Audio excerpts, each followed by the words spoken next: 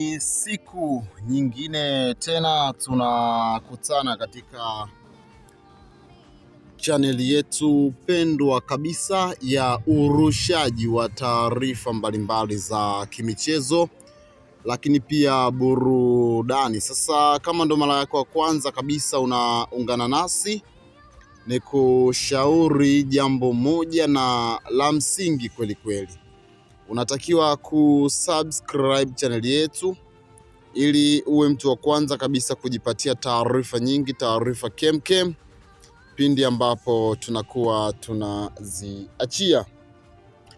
Sasa kwa nini uendelee kuteseka kwa kupitwa na taarifa za kimichezo na burudani, licha ya kwamba cha kufanya ni kitu kidogo? Subscribe hivi sasa ili uwe mtu wa kwanza kabisa kujipatia madini mbalimbali ya kimichezo na burudani. Yes, tunafahamu uongozi wa klabu ya soka ya wekundu wa Msimbazi Simba hivi sasa wapo mawindoni wakitafuta kocha mpya atakayekuja kurithi mikoba ya meneja Pantev ambaye alitimliwa klabuni hapo siku kadhaa zilizopita. Sasa moja kati ya majina ambayo yanahusishwa kweli kweli na kujiunga na klabu hiyo ya wekundu wa Msimbazi Simba ni Pitso Mosimane.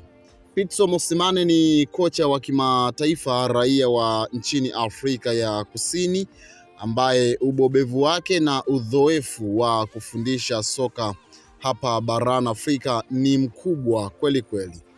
Pitso Mosimane amefanya mambo makubwa kwenye michuano mikubwa hapa barani Afrika akiwa na Mamelodi Sundowns, lakini pia akiwa na Al Ahly.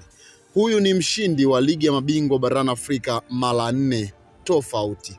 Hivyo endapo Simba Sports Club watafanikisha kumsaini ama kumsajili Pitso Mosimane, utakuwa ni moja kati ya usajili bora kweli kweli kuwahi kufanyika na uongozi wa Simba Sports Club.